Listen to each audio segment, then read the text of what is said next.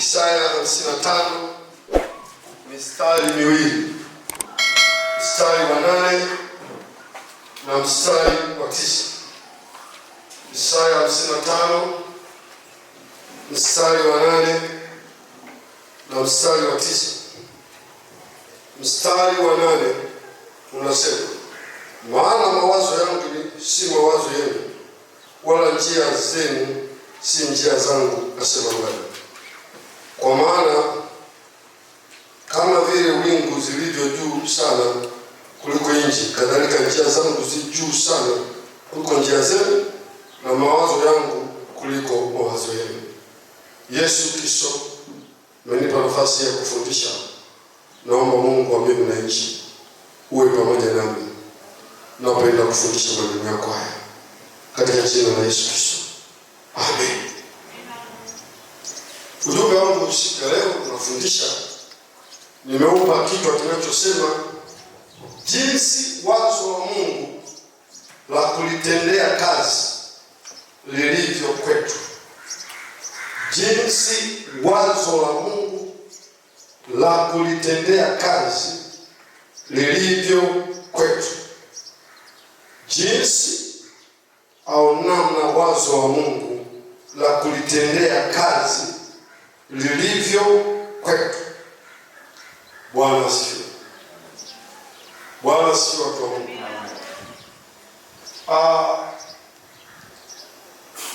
Wazo limetafsiriwa kuwa ndio chanzo cha kila kinachoonekana. Wazo limetafsiriwa ya kwamba ndio chanzo ya kila unachokiona. Si ni kweli? Kila unachokiona chanzo chake ni nini? Ni wazo. Kiwe chema ama kiwe kibaya, kila unachokiona chanzo chake ni wazo. Maana yake ni kwamba kama hakuna mawazo, hakuna matokeo. Kutokea kwa vitu kunategemea sana na unawaza nini. Muulize jirani yako, unawaza nini?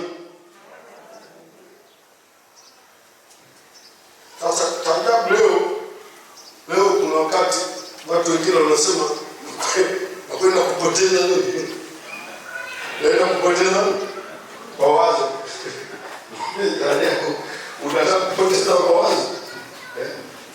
Wakati wanapoteza mawazo, labda wanadhani yale mawazo mabaya, lakini kwambie hata hayo mawazo mabaya, hayo mawazo hata kama ya kuumiza hayo yanaweza kuwa chanzo cha wewe kupenya ama kushinda. Usiyapoteze. Yaani mtu amekusema vibaya, unamega tonge kubwa, wewe unapoteza wazo na kusema kwa mbali ya tonge kubwa unaomeza, unapoteza.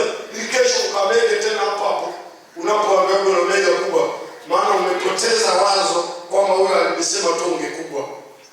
Lakini ungebaki hilo na tonge kubwa hiyo, kwa nini anasimamia tonge kubwa inayomega ije? Sina uwezo wa mimi wa kutafuta chakula ili nimerende tonge zangu hata ziwe 3, asiniseme mtu. Sasa hao wanaopoteza mawazo, anaweza karudi hapa, anaambiwa jambo linaloweza kumbusi aende hatua nyingine, yeye anapoteza mawazo. Mwambie jirani, usipoteze mawazo. Mawazo mengine ndio yanawafanya wafanikiwe. Mawazo kwa nini uongo? Mawazo anachemshwa, alafu katika kuwaza na kuchemshwa kule inatokea. Mwingine alikaa na kaka yake akawa anamchemsha, akawa ugali wangu mpaka nini?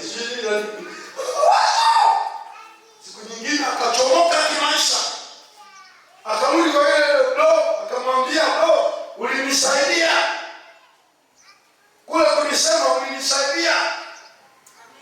Yalikuja mawazo.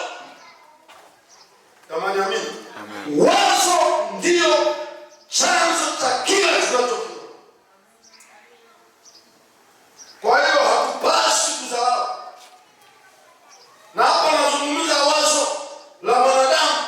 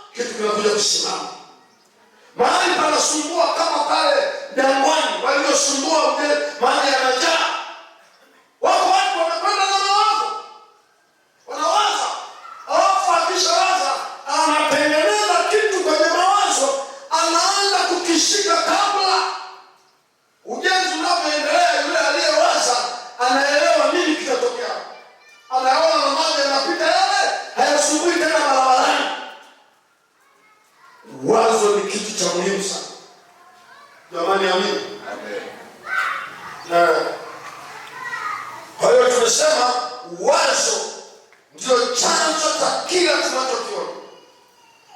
Na hata katika Biblia kwa mfano, kuwepo kwa mtu ilikuwa anza na wazo. Mungu alianza na wazo na tumfanye nani? Mtu kwa mfano wetu. Mtu akatokea.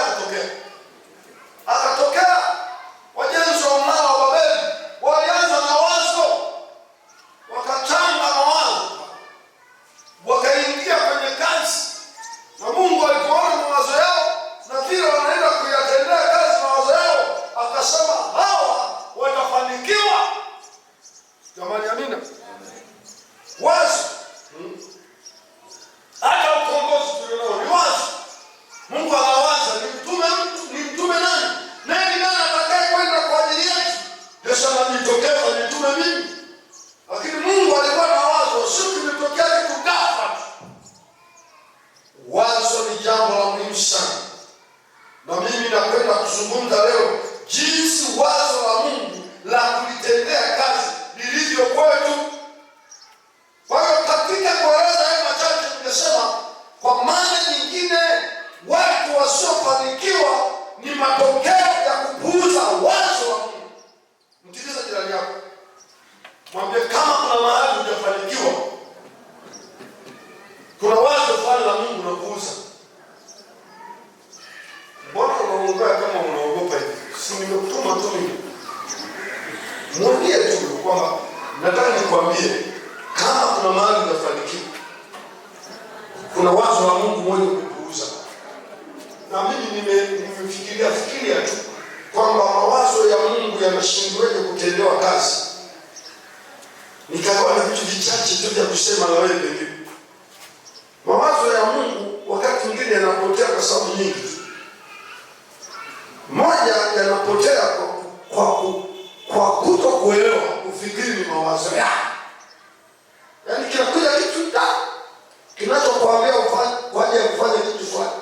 Hicho kitu kio cha kiroho au kio cha kimwili. Wewe unaona kama kile ni kitu chako. Unaona ni kitu chako, unaumiliki. Kwamba unaweza ukakitenda ama usifanye nini? Usikitende. Kama ungejua moja kwa moja huyu ni Mungu, pengine usingepuuza. Lakini wewe wala ni mawazo. Wengine wanasema nikaona niende sehemu fulani. Nikaona nianzishe shughuli fulani. Anaona ni ya moja ya wazo la Mungu tunalipoteza kwa kulimiliki, kufikiri ni letu. Kwa hiyo kama ni letu, tuna hiari ya kulifanyia kazi ama kuto kulifanyia kazi. Ni kweli wazo la Mungu pamoja na kwamba ni la Mungu huwa anatupa na baadaye tunalimiliki kuwa wazo letu. Anatumilikisha lile wazo ili tufanikiwe, linakuwa kama letu. Lakini lazima tuone ni God, ni Mungu amenipa hivi vitu. Tukijihisi ni sisi tu, ni rahisi kuacha kwamba hayo yananijaga mawazo mengi. Miongoni mwa mawazo hayo ni pamoja na hili. Labda unanielewa. Moja mambo yanapoteza wazo la Mungu ni kufanya nini? Ni pale tunapofikiri nini? Ni mawazo yetu. Nimesema kulimiliki kuwa huko mbele, maana wewe ndio utakayeendesha lile wazo kwa msaada wa Mungu. Lakini mwanzoni usipoelewa ni Mungu, inapotea. Lakini sababu nyingine inayofanya wazo la Mungu lenye kukupa faida, lenye kukunyanyua hapo ulipo uende sehemu nyingine, sababu nyingine inayopoteza wazo la Mungu, sababu nyingine ni kuongea tu kwa watu. Unaongea mpaka wengine wanalichota. Halikuwa la pesi lile wazo. Mungu alilileta kwa wewe. Unaongea. Mimi na wazo fulani juzi nilikuwa sema nitakuongea kitu kinaongea. Acha kuongea. Kuna wakati tunapoongea mawazo ya Mungu kwetu yanapotea ama tunajiingiza kwenye upinzani zaidi. Unaona wazo la Mungu lilikuja kwa Yesu. Alipoendelea kuongea kilichotokea nini? Ni uadui baina yake na ndugu zake. Lakini jambo lingine sitasema yote ambalo linapotea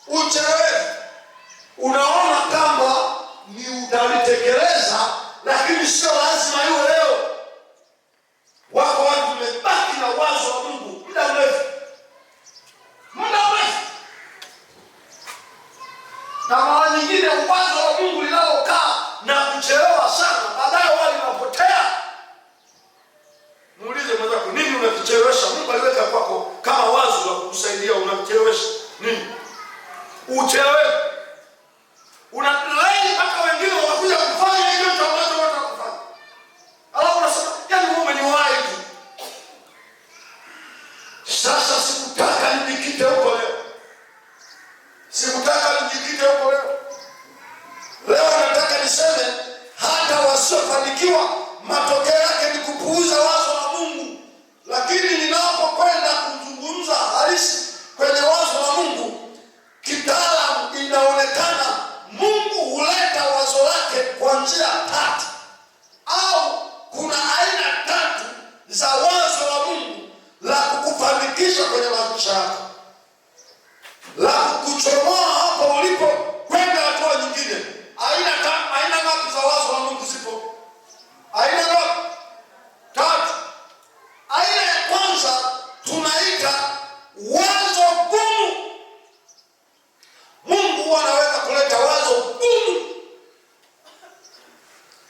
Tunaposema gumu, ambalo haliwezekani, sayansi inakataa. Hebu kisimulia mtu anasema hiki hakiwezekani. Hakiwezekani. Sasa na watu wengi hujaribiwa wanapoona kuna wazo fulani limekuja, lakini wakilifanyia upembuzi wanaona ni gumu, haiwezekani. Kwa Mungu hakuna kisichowezekana. Kama ni wazo lake itakuwa tu. Narudia tena, kwa Mungu hakuna kisichowezekana. Kama ni Mungu itawezekana tu. Acha kuuliza itakuwaje. Wazo la Mungu halipingwi na sayansi. Wazo la Mungu halipingwi na elimu yako kuwa ndogo. Wazo la Mungu halipingwi na kabila au ukoo uliotokea. Mungu akitaka kupitisha wazo lake litende kazi, linatenda. Hicho ni kipimo cha kwanza cha wazo la Mungu. Wewe ambao unaangalia jambo unaona ni gumu, unaona haliwezekani, tunasema sio wazo la Mungu, unakosea. Kuna mawazo Mungu anaweza kuletea kwako ni magumu. Kibinadamu hili jambo haliwezekani. Mmoja alishoe, kama kuna mtu mwenye Biblia aone, nipitie andiko kwenye hilo. Luka sura ya 1:35 hadi 38. Luka sura ya 1:35 hadi 38. Soma. Luka sura ya 1:35 hadi 38. Luka sura ya 1:35 hadi 38. Ndio.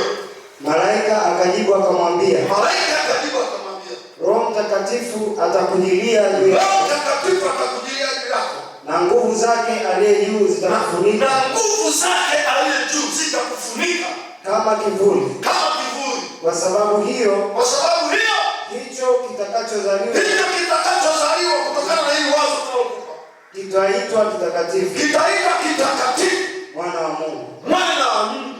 Tena tazama, jamaa yako Elisabeti naye amechukua mimba. Yaani hili jambo gumu sio limetokea kwako, tunapo Elisabeti amechukua mimba ya mtoto mwanamume katika uzee wake. Na mwezi huu ni wa 6 kwake yeye aliyeitwa tasa. Kwa kuwa hakuna neno lisilowezekana kwa Mungu. Pigia mstari huu. Kwa kuwa hakuna lisilowezekana kwa Mungu. Mariamu akasema, hili ni wazo gumu. Kuna wakati Mungu anakuambia kitu cha kututoa kimaisha, lakini mlolongo wake ni mgumu. Sayansi inakataa, akili inakataa, kila kitu kinakataa. Sio kila vitu vinazaliwa kibinadamu, vingine vinazaliwa kwa uwezo wa Mungu. Jamani, amini. Wakati ukijiangalia ulivyo ni kama Maria, unasema itakuweje? Shimbii mme, sina mtaji, sijasoma, sina vyeti. Unaona kila kitu kinakutoa kwenye mfumo kwamba wewe hutaweza.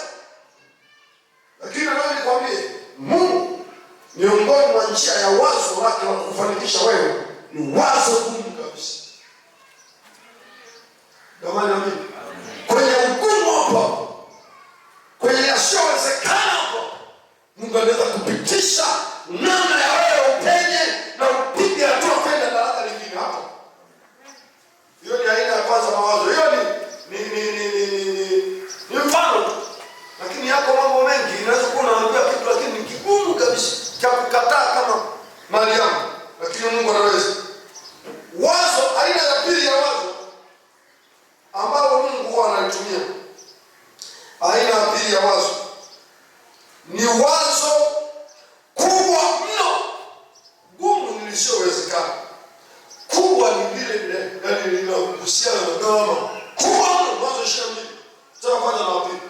Kubwa mno. Mungu anaweza kukuletea wazo la kufanikisha, lakini ni kubwa mno.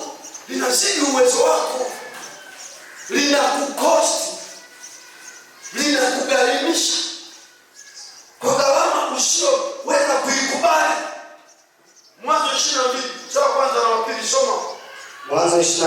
Haya yote ni yaani kama mtu alikwama kwa sababu alioelekezwa kufanya, aliona haliwezekani. Alikwama kwa sababu aliyowazo ambao Mungu alimpa aliona ni kubwa mno, linagharimisha, akakataa. Mwanzo 22 mstari wa kwanza na wa pili. Mwanzo Mungu analeta ili ayainue maisha ya Abrahamu. Ndio soma. Ikawa baada ya mambo hayo, Mungu alimjaribu Ibrahimu. Mungu akamjaribu Ibrahimu. Akamwambia, Ibrahimu. Naye akasema, mimi hapa. Niko hapa Mungu wangu. Akasema, umchukue mwanao. Chukua wewe mtoto wako. Mwana wako wa pekee. Wa pekee huyo umpendaye Isaka. Unayempenda. Ukaende zako mpaka nchi ya Moria. Mpaka nchi ya Moria ni nani? Ukamtoe sadaka ya kuteketezwa. Kama unavyochinja kondoo. Huko juu ya mlima mmoja wapo nitakao kuambia. Ndio. Mstari wa 3. Ibrahimu akaondoka alfajiri. Ishia. Unaona hilo wazo? Hilo wazo ni kubwa. Kuna watu mnaambia mnapewa wazo la Mungu. Wazo la Mungu kubariki linakuja linakuwa likoje? Kubwa mno. Ukilipima unasema hapa Mungu anachokinitaka mimi ni nini? Mungu ananitaka mimi. Sasa ndio tunakwamaka. Unakuja na DX kanisani, alafu unasikia wazo unasema acha DX hapo. Unafikiri rahisi? Mimi nakumbuka nilipokuwa Tunduru. Na ukumbuka mpaka ukuta ule na sijawahi kusahau. Nilipokuwa kwenye ukuta ule nilitoka naomba. Mungu ananiambia nataka kufanya kitu kikubwa kwako, lakini nitolee kitu ambacho unakipenda, ambacho ni the best kwako. So ilikuwa rahisi. Nikaanza kuchanga akili pale. Akili yangu nikachanga, nikaenda kwenye bajaji. Nilikuwa nimenunua bajaji mpya kabisa, hizi za mizigo. Nikasema bajaji. Kitu nikasema no. Nikasikia sauti nasema no. Hiyo ni nyepesi.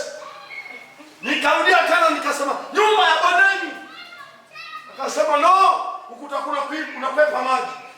Mungu ananionyesha nyumba naye pangisha ambayo ina wateja hawajawahi kukoma, anasema hiyo yenye fence hiyo karibu na lami hiyo. Mtu mmoja alikuwa anampigia simu mshirika hapa, kwa mshirika yule sijawahi kumwambia.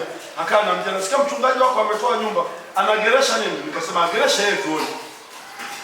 Hata mtu mwingine ageresha hapa aone kama maumivu yake ni madogo. Tena mswahili kama mimi, ambaye sijafanya kazi hata kwenye mashirika makubwa yanayomwaga mahela kwamba ulijenga nyumba kwa bahati, niliyebeba kifusi mwenyewe kichwani. Alafu toe hata kachumba kamoja. Toa hata kachumba kamoja tu. Uone umuhimu wake. Ndio. Tuongoze maombi rahisi. Rahisi. Lakini Mungu ananiambia nataka upande daraja lingine. Wazo la Mungu kuyabarikia maisha yako linaweza kuwa gumu kabisa, lisiyowezekana, au kubwa mno. Kule lisiyowezekana ni kwamba ni ngumu kiakili, haimekataa iwezekane. Kubwa mno linakuzidia. Anachosema Mungu kinazidi ufahamu wako. Kinazidi, unaona hasa Mungu hapa ni kama ananiadhibu, anataka kunimaliza. Watu watanioneje? Familia itanioneje? Sikuhubiri utoe nyumba wala gari hapa, lakini nakwambia kuna wakati Mungu analeta mawazo yake kwako ya kukuchomoa ulipokwenda sehemu nyingine, lakini ni mawazo ambayo tunasema ni makubwa mno. Yanazidi uwezo wako. Yanazidi kufikiri kwako. Ukiatii manake umejisacrifice, umejidhabihu. Mungu anamwambia nampenda huyu Isa. Huyu. Na niwaeleze. Tangu kipindi nimefanya hivyo. Tangu kipindi nimelikubali wazo hilo. Sema hamna kipindi nimeishi kwa kama kipindi hicho. Ni tunageukana hata zangu hapa, ananiuliza hela umepata wapi? Nasema nimepata kwa Bwana. Mungu ana namna ambaye akiniona nimenyong'onyea tu ananimwagia mahela. Akiniona nimesinyaa tu, nimewaza tu, anafanya tu. Tangu kipindi hicho maisha yangu yamebadilika kabisa. Siishi kwa kutegemea account, siishi kwa kutegemea kile nilichokiweka. Mungu amekuwa provider wangu. Namuona kwa ukubwa. Naweza kuwa sina hela kesho. Watu wao wanafikia hata matajiri wanaoitaka huyu anamiliki trilioni moja. Unafuta benki trilioni moja. Wanahesabu mpaka saa. Hela zingine naweka kwenye saa, zingine naweka kwenye kiatu cha dhahabu, zingine naweka kwenye mkufu, ni dhahabu tu. Unaona? Ila tu utakapojua hiyo ni mali, kama utakuwa umevaa kiatu cha dhahabu na saa ya dhahabu na mkufu wa dhahabu, anakuwa na mabauza watatu wanne. Mnasema moja wala kiburi analimba, ametembea na dola pale. Na ile hela inakuwa kama ni saa ya dhahabu, kuna siku mambo yakikuia vibaya, unaenda tu kwa mashonala unabadilisha, inakuwa nini? Inakuwa hela naitunzia mpaka kikombe cha chai, kinaweza kikombe cha chai cha dhahabu. Unasema ni anasa, sio anasa. Hela ikiwa nyingi tunaiweka kwenye vitu. Halo, unanielewa? Kwa hiyo uchumi wa mtu haupigiwe hesabu kwa kesho alionayo. Kwa vitu. Hata wewe huna kitu, lakini kama una vitu, hiyo vitu ni hela. Ikitokea mara unaenda unakata kwa sehemu unauza milioni 20, unapata zako ndogo ndogo, una hela wewe. Hela sio lazima yarudikane na hela hii. Lakini lazima ukitaka Mungu akupigishe hatua fulani, analeta wazo. Na anasema, nimesoma misali ya msingi, anasema mawazo unayowazia nyinyi, kwanza sasa nyingine anasema nawazia mawazo mema. Au anasema mawazo yangu mimi sio sana mawazo yenu. Mawazo yenu nasema anafilisika, anakwama, anayumba, ndio mawazo ya wanadamu. Si ndio? Na ndio anaweza kucheka kabisa. Wanasema itangalia, sasa yule dishi limeyumba kabisa, hali ile ni mbaya. Hawa ni watu. Lakini Mungu anasema mawazo yangu yako juu kuliko mawazo unaowaza nyinyi. Kiwepesi, pengine Sara alijua, sasa Mungu anaamua kunyang'anya mtoto wake. Sisi baki hatuna watoto tena. Kumbe Mungu alikuwa anapima utiifu wa Abraham, ambariki kwa baraka kubwa zaidi. Sema amen mtu wa Mungu. Aina pili ya wazo wa Mungu anatuletea tutendee kazi ni wazo la namna gani? Kubwa mno, sema kubwa mno. Linahitaji ligharimike. Ukubwa huu tunaozungumza sio kwamba kubeba ikakuvunja mbavu. Ni ukubwa wa gharama. Ni ukubwa wa gharama. Na niwaeleze kama kuna hatua moja unataka kupiga tena kutoka hapo ulipokwenda sehemu nyingine. Angalia wazo wa Mungu juu yako linasema. Kuna wakati wa wazo wa Mungu anayetuletea ili atufikishe hatua fulani, ni kutugharimisha. Ni sisi tukubali gharama mpaka adue ya kwamba sasa tumenyoosha mikono, tumejua sisi na vyote tulivyo navyo ni vyake. Hofu sana chini. Jamani amini. Baada ya kuhubiri nitakwenda kuombea mawazo. Naenda kuombea nini? Wazo. Sasa mawazo mengine yanatembea. Hata mimi ninayo. Hapa ndipo nina wazo. Ninalo wazo. Kuna kitu Mungu ameshanisherehesha. Ninacho. Sasa taomba Mungu ili hayo mawazo yasiishie kuongea tu. Hayo mawazo yasiishie kusema tutafanya. Wewe subiri tu muda wewe. Utafungua hapa kefu. Baadaye utaweka kefu kimya waongee. Awalishaweka niliposema nitafungua. Hapa naweka nini? Naweka chini, unaweka chini. Unashangaza umeweka chini. Nitakuweka tena hapa. Hapa nafanya hivi na hivi. Hicho ndio ninachokisema.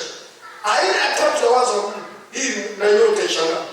Hii tunasema hii aina nyingine inasema ni dogo sana kwa kupuuza. Aina nyingine ambayo Mungu anaweza kuleta kama wazo, analeta wazo likoje tu dogo. Ndio mzako usizalao vitu vidogo. Hata tunasema mtawaumika wote usizalao sasa ile dogo tu. Yaani mtu anaweza kupuuza kwamba huyu hamna kitu. anataka afanye mama ntilie, huyu hamna kitu. Anataka afue nguo za makonda, makonda wale wae nafua, huyu hamna kitu. Anataka pupite, anaosha vyoo vya watu, anasafisha misingi ya choo, wale misingi yamegeuka. Ni wazo lingine, mawazo mengine ambayo Mungu analeta ili tuyatendee kazi ufanikiwe ni madogo. Na sitasoma ili niache nafasi ya kuuliza maswali na kuombeana. Nibakize dakika 9 kufika saa 11:30. Andiko mojawapo ni kitabu kile cha Waamuzi 15:15. Hapa tusome kwa ajili ya muda utajitahidi kukomboa muda. Waamuzi 15:15, mwingine Samueli wa kwanza 17:40, mwingine Wafalme wa kwanza 18:44. Wafalme wa kwanza 18:44. Andiko la kwanza Waamuzi 15:15. Andiko la pili Samueli 17:40. Andiko la tatu Wafalme wa kwanza 18:44. Naomba yasome yote watatu katika ili aina tatu ya wazo ambalo Mungu anaweza kulileta kwetu, lakini lenye kutuvusha na tulitendea kazi tunafanikiwa. Ni wazo dogo sana la kulipuuza. Someni hiyo Waamuzi 15:15. Waamuzi 15:15. Naye akaona mfupa mbichi wa taya ya punda, akautwaa akapiga watu 1000 kwa mfupa huo. Sikiliza nikwambie. Hapa Samsoni alikuwa wakati mbaya wa kufa. Maadui wameenda kumzinga mahali alipo, yuko kwenye kilima fulani. Maadui wana silaha na wana hasira kutokana na vurugu waliowaletea huko. Wazo lilikuja kwamba achukue nini? Tayari wangekwepa askari hapa, wangetuambia huyo alikuwa anatafuta matatizo, atafuti matatizo. Jiwe hamna. Kuna wakati tutashinda kwa silaha za nyuklia, tutashinda kwa mabunduki, tutashinda kwa mipango mikubwa. Mungu anaweza kuleta wazo la kitu kidogo tu kitashambulia maadui zako mpaka wakafa wote. Sisahau kitu Mungu anakuonyesha ufanye kwamba ni kidogo, hakilingani na mimi mdogo, ni mpiganaji, ni mpambanaji, ni mnadhiri wa Bwana. Lakini hapa hamna namba, baadaye tu hakuna. Lakini akunyosha mikono akalia kwamba basi hapa nimekwisha, nanyosha mikono nishikeni, maana hamna silaha yoyote. Akaona ile taya, Bwana akaingia ndani yake, akamwambia hilo tulilokuonyesha. Hilo taya tulilokuonyesha, hiyo ndio silaha ya vita ya kukupatia ushindi wakati huu. Mwambie jirani yako, bunduki tutakutana nazo mbele. Mwambie tena, bunduki tutakutana nazo mbele. Sasa hizi tutumie taya la punda kwanza. Tuna watu ambao wasipoona bunduki hawafanyi vita, wanataka mpaka silaha zikamilike. No! Yuko Bwana wa vita zaidi ya silaha. Anaweza kutumia chochote. Kuna watu wakikosa cha kukitegemea wananyosha mikono kama Mnyakyusa anasema ndivile, anaona hapa hamna kitu. Hapana. Angalia nini kiliwahi kufia hapo. Hata kama kilikufa hapo, kile kilichobaki kipande cha ufu, hicho kinaweza kufanya maajabu. Kuna mtu ananielewa hapa? Hebu tikiza jirani yako, mwambie tumia taya la punda hilo kwanza. Mwambie tumia taya la punda hilo. Silaha zingine utazikuta mbele. Watu wakarudi rivers. Ndio maana sasa tunasoma kitina. Luka na taya la punda. Hebu nikupe andiko lingine. Nisema ile Samueli wa kwanza 17:40. 17:40. Soma Samueli wa kwanza 17:40. Samueli wa kwanza 17:40. Ndio. Akaichukua fimbo yake mkononi. Akajichagulia mawe laini matano. Katika kijito cha maji. Ndio. Akayatia katika mfuko wake. Aliokuwa nao. Sasa hata hapo. Lakini unajua habari yake. Huyu ni nani? Mbele ya kamanda anaitwa nani aliyokuwa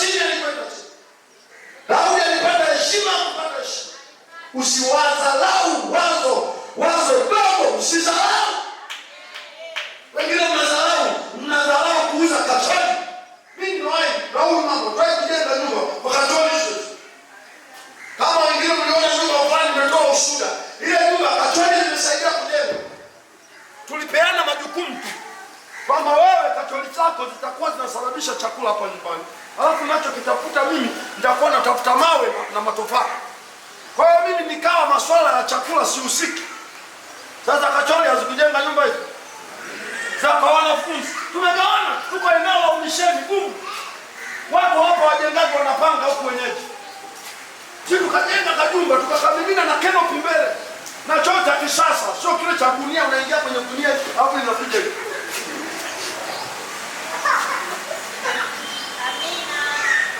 Lakini ilikuwa wazo dogo, tena ilikuwa wazo dogo jumlisha wazo dogo.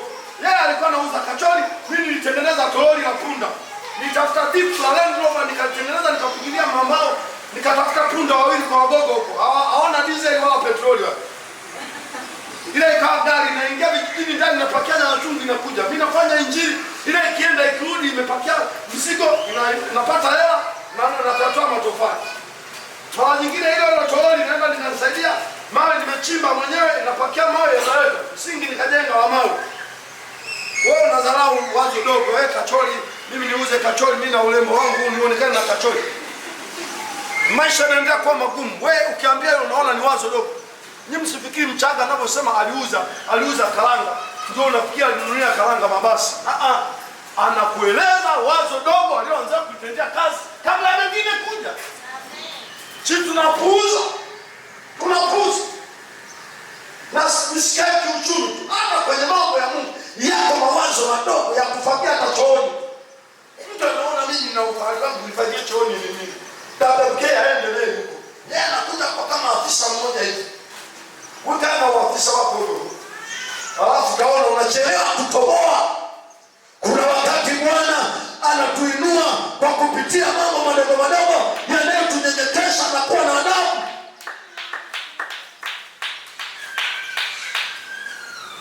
Andiko la mwisho linaloshughulika na mawazo madogo.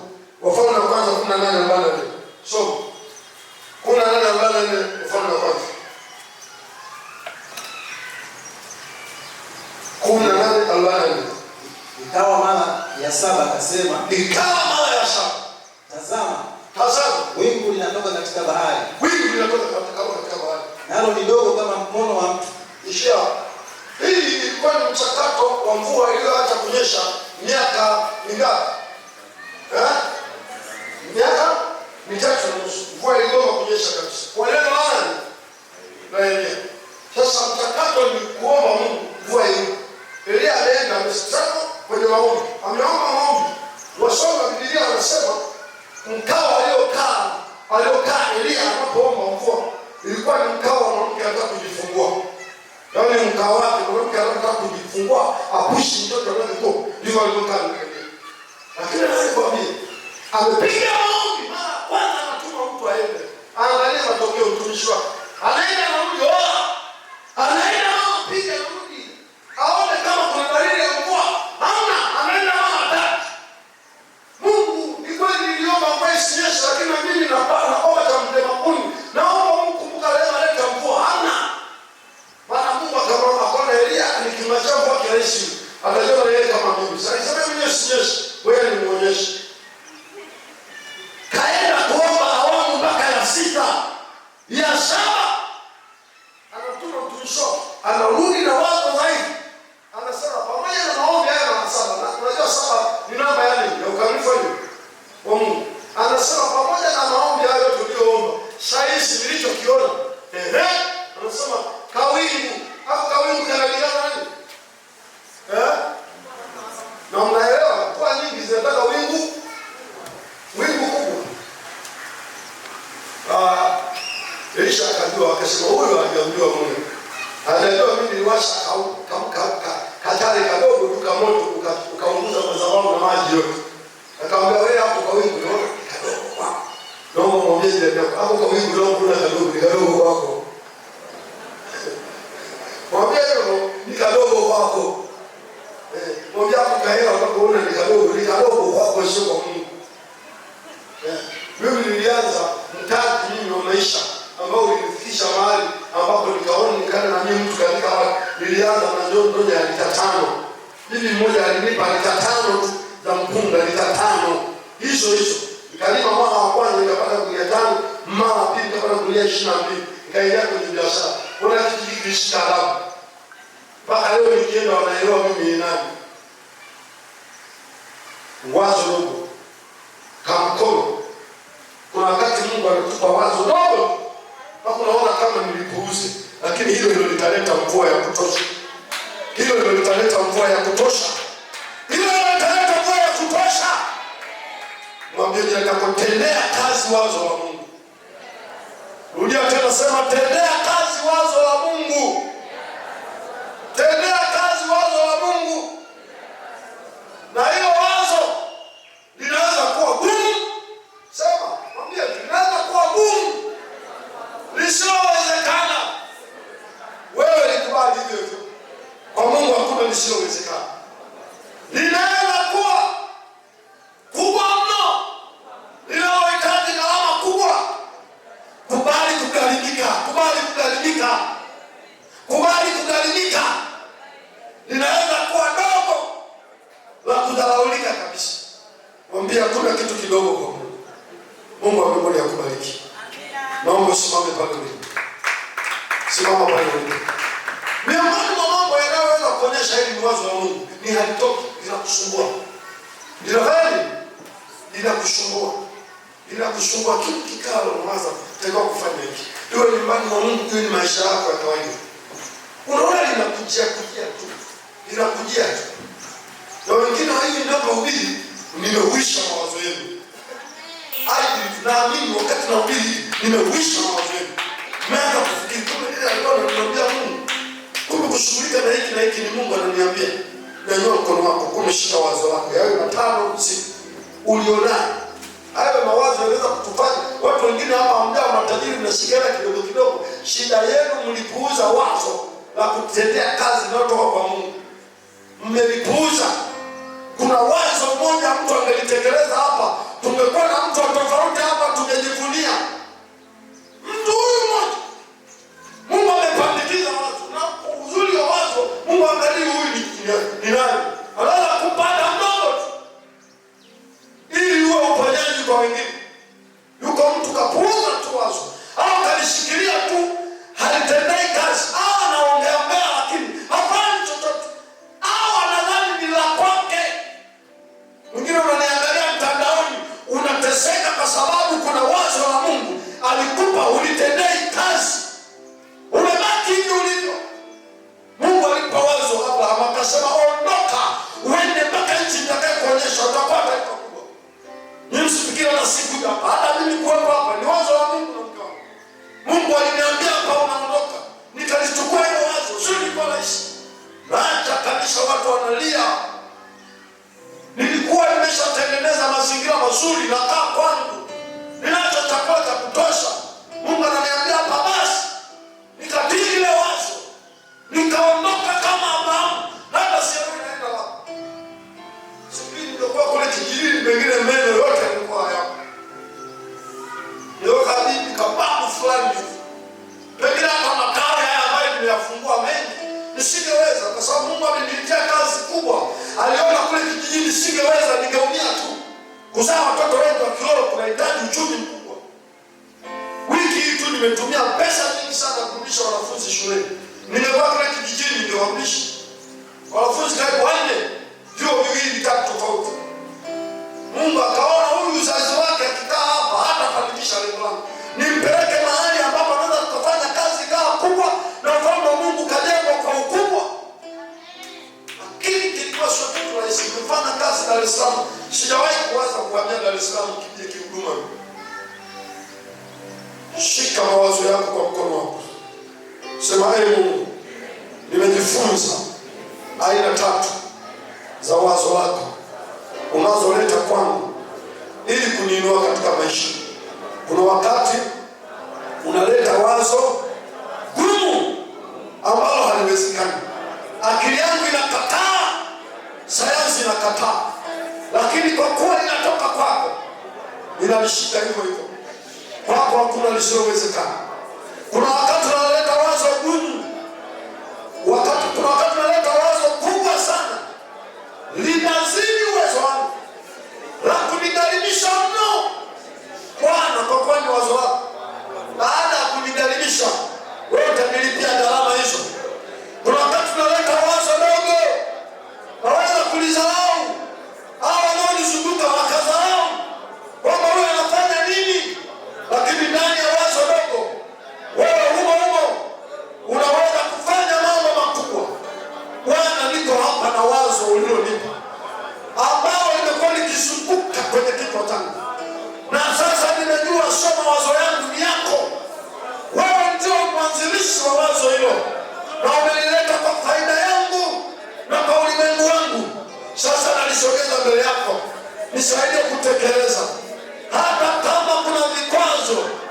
nimeshajifunza, napiga hatua kutekeleza wazo ulionipa. Wewe Mungu, naleta mawazo haya ili nipate faida. Bwana, ninatii wazo lako na kwenda kulitendea kazi sasa. Uchelewefu sitaki. Bwana, nisaidie. Wewe mwenyewe kwa kinywa chako kumeshika nguvu yako hivyo, na mimi ninakuombea Baba katika jina la Yesu. Angalia mikanda na mikono yetu imeshika mawazo ambayo Mungu amewapa kama mtaji. Wengine yatawainua, yatawaondoa kwenye aibu yao. Wengine haya mawazo yaliyowapa yataondoa kwenye umasikini wao. Wengine mawazo haya yatasaidia wengi, watainuka kiuchumi, watainuka kiroho. Bwana, ulimpa wazo la Abraham kutoka kwenye nchi yake. Hukuongea kwa sauti ambayo kila mtu anasikia. Yeye alisikia wazo hilo, alipolitekeleza. Leo tuna taifa la Israeli, taifa lenye nguvu ambalo hakuna taifa linalishinda. Bwana, unataka kutuinua, na wewe unatanguliza wazo kwa ajili ya ushindi wetu. Ulipompa Daudi wazo la kutumia kombeo alipopigwa Goliathi, mpaka leo Daudi anaimbwa. Goliathi habari zake ziliishia pale kukatwa kichwa. Ninaombea mawazo ya watumishi wako, wameyashika kwenye vitanga ya mikono yao. Wape kutekeleza mawazo hayo, ili yakakupe wewe Mungu utukufu, yakawainue wao na watoto wao, wakawape baraka sio za kawaida, katika jina la Yesu. Hata mtazamaji wangu huyu mwingine yule amelala kitandani, lakini anayo mawazo ambayo Mungu aliweka juu yake. Mawazo hayo yasife, nyanyua pale kitandani akatekeleze wazo lako. Mwingine huyu kwa mahali pa biashara, mwingine yuko mahali pa kazi, lakini bado liko wazo unalotaka litekeleze katika maisha yake, ili lilete manufaa kwake na kwa wengine. Bwana, mpe kutekeleza wazo hilo katika jina la Yesu. Napiga vikwazo vyote vinavyozuia kutekeleza wazo ambalo linatoka kwako Mungu, katika jina la Yesu Kristo mambo hai. Natamkia baraka mawazo hayo na kuomba yaanze upesi, yasikawie kwa utukufu wako, ni katika jina la Yesu Kristo. Amen. Amen. Mungu na akupe kutendea kazi wazo lake. Naulia tena, Mungu na akupe kwanza kutendea kazi wazo lake. Barikiwe sana. Nakuita mchungaji Shamba kumalizia ibada yetu.